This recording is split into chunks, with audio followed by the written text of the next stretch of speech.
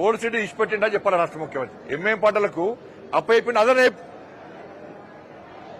నేను ఓల్డ్ సిటీలో ఏం చేయ డ్రగ్స్ దందా చేసినా కూడా హిందూ అమ్మాయిని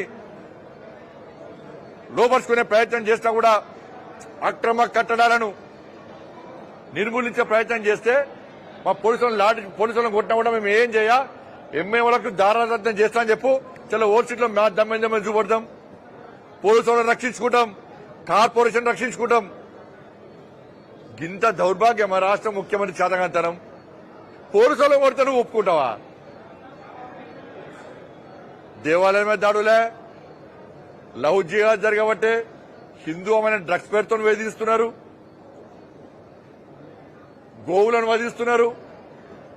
నిన్న కూకట్పల్లిలో లవ్ జిహాద్ పేరుతోని నవాబ్ అని పేరున్నది, నవాజ్ అంటాడు. హిందూ అమ్మాయిని పెళ్లి చేసుకుని ఇలా గ్యాంగ్ రేప్ చేసే ప్రయత్నం చేస్తే ఏమైంది పోలీస్ వ్యవస్థ, ఏమైంది ప్రభుత్వం?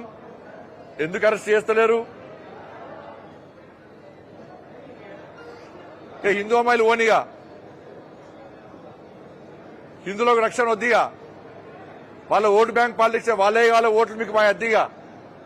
మళ్ళీ బయటకు వచ్చి నేను దేవాలయాన్ని కట్టు కాదు.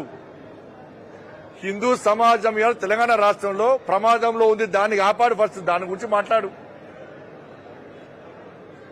బాసర వేట ఆదిలాబాద్ నట వేల కోట్ల రూపాయలతోనే అభివృద్ధి చేస్తాడు. ఈ పాత పరిస్థితిని అభివృద్ధి చేయడం ఉండేది. నువ్వు ఉండే భాగ్యనగరాన్ని అభివృద్ధి చేస్తలేవు, ఒక్క పైసా ఇస్తలేవు. కేంద్ర ప్రభుత్వ నిధులు తప్ప ఒక్క పైసానైనా హైదరాబాద్కి ఇచ్చినావా? ఇక్కడ ఏడోడట అక్కడ చేస్తాడు, ఆదిలాబాద్ చేస్తాడట. ఇది పెద్ద జోక్. ఇది